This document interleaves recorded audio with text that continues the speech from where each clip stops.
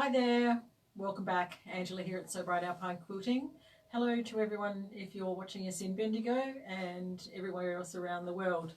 Just say hello, let us know where you're watching us from. And this afternoon we're going to have a chat about English paper piecing, or EPP, and I'm going to share with you some of our favourite English paper piecing supplies and give you a quick demo on some English paper piecing that we're working on at the moment. So to start with, I'll just show you some of the supplies that we like to use. For English paper piecing, we often use the Sew Easy brand of papers, and we stock them in lots of different sizes, in the hexagons and also in the diamonds. So we've got basically from a 1/2 inch hexagon up to a 2 inch hexagon, and a 1 inch, 1.5 and 2 inch diamonds. So, and the great thing about these is because they're the same company, all the shapes match together. So if you're doing a combination of design, you can match up all your pieces. And to glue your papers onto your fabric, you will need a glue, and we love the Sew Line glue.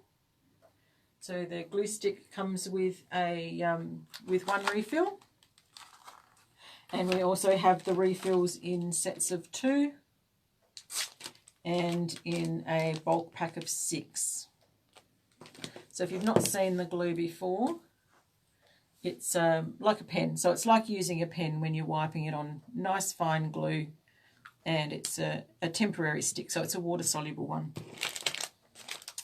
For sewing our pieces together, we prefer to use the John James Gold and Glide applique needles in a size 10. I find that it just is small enough but not too small, and we use a nice fine Resant thread, which is taken a jump off the table. Oh no, here's one.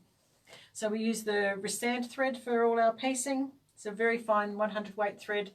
It's a polyester core and it's cotton coated, so it's great for hand or machine. It sinks into the fibres really well.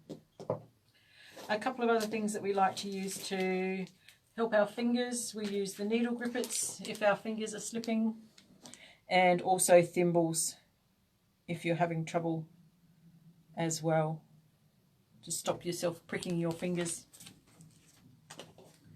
And sometimes when you're cutting out or when you're tracing your shapes on templates, you want a sandpaper board. So we have this great one from Little Bell Lane. So it's a nice sandpaper, and then you can use the back of it for tracing as well. I have one here. So the fabric will hold onto the sandpaper while you're tracing around it, and you can also use this side for when you're gluing. Other helpful templates, we keep the Marty Michelle templates, and we use the Set G and Set H. So Set G has 1 inch and 2 inch shapes in it to make 1 inch and 2 inch hexagons and diamonds, and all of the configurations that you can see on the packet there. And the Set H makes 1.5 and 3 inch ones, so for the larger ones. I've got a couple of them out here that you can see. So there's your jewel. You've got a hexagon and diamonds.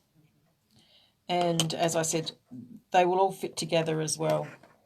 So these are really handy when we're fussy cutting.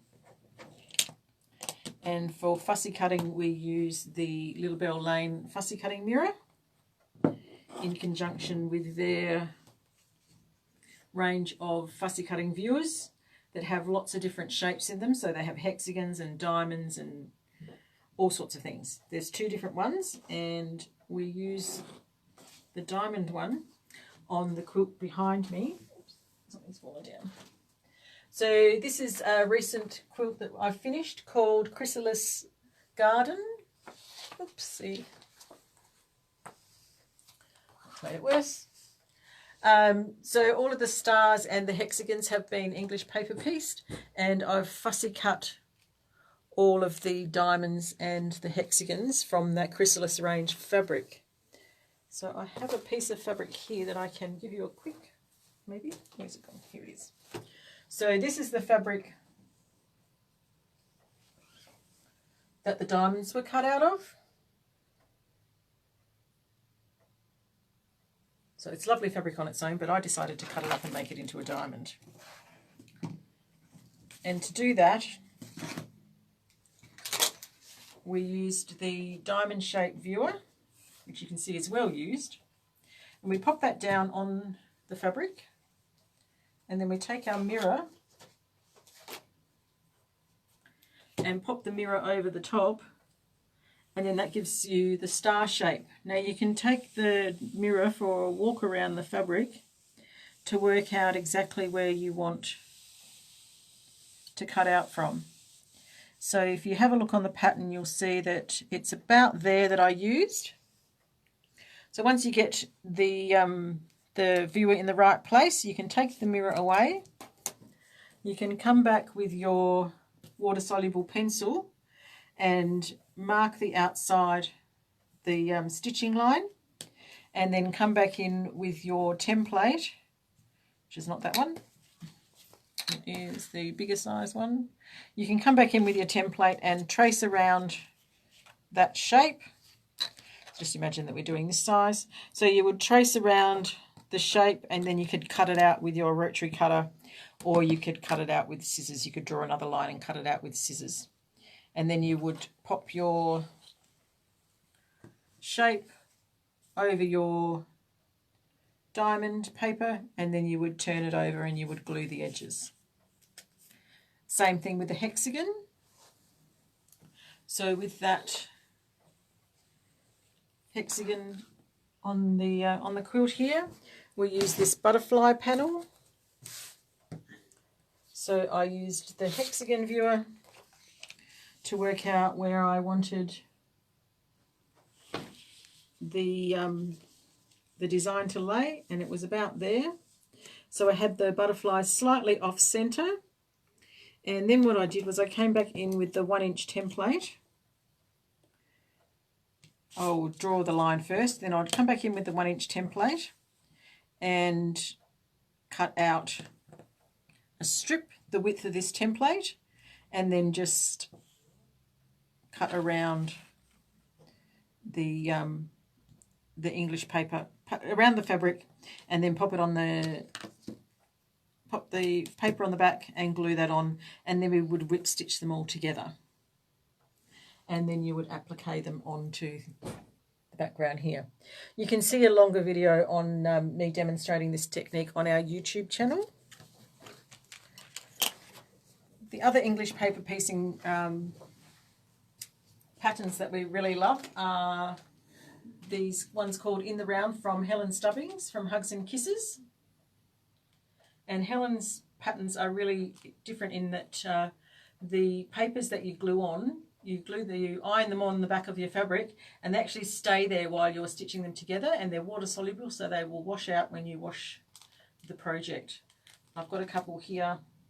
There's 12 in the series. We have 6 in stock at the moment, so that's number 1. Number 2. Number 3. Number 4. Number 5. And number 6. And as you can see, Helen has displayed them in a hoop. I've got number 1 here. So this is In the Round number 1 that we've made up for our shop sample. And we've got it in a 16-inch hoop, which we've just painted black. So I've started working on number 2, and I've got the centre of it just here. If you like to have a little looky. So we've started sewing that together. So we've ironed our shapes onto the background, and we've turned it over with the glue stick and stuck it down. And then now we will start whip stitching these shapes together to make our centre. And then the next round So this is number 2. The next round is a round of Dresden shapes, Dresden plates. So we've got some on the back of the fabric here. So we're just going to cut those out. Just going to eyeball a 1/4 inch seam and show you how we glue them down. So there's our shape with our paper glued on the back. So we just take our glue stick, and now this end here is going to go in underneath the previous round, so we won't have to turn that over. So we just want to swipe a line of glue along the paper, and then we're just going to press down and press the fabric over top of the glue. And we're just going to work our way around the shape, making sure that we get nice sharp points.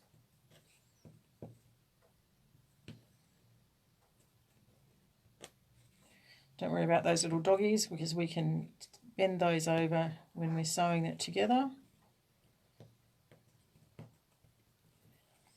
And there we have our Dresden, which is going to get tucked in behind here. It's going to look fabulous, isn't it? So if you've not seen them being stitched together before, we'll just take 2 right sides together, lining them up. And we're going to slide the needle perpendicular across the top of the paper through the edge of the folded edge, just catching in those threads.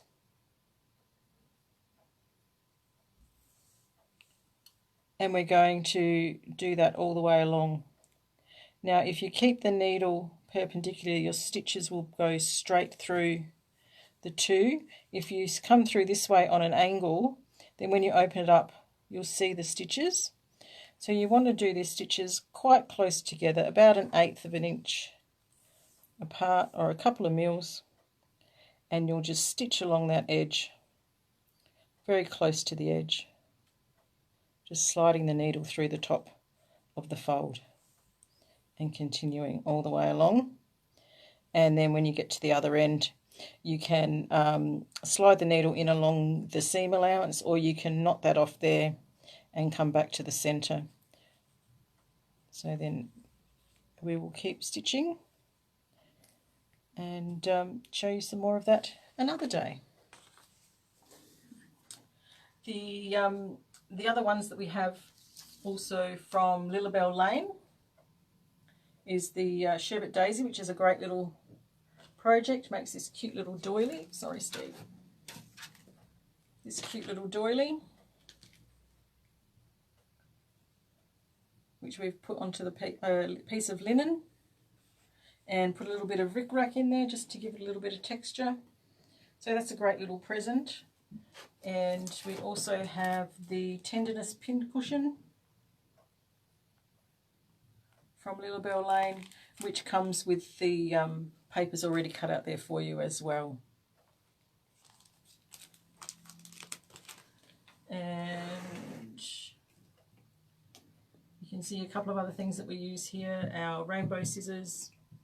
We have a permanent marker if we need one. Our 1/4+ rulers, 6x1 ruler, Sew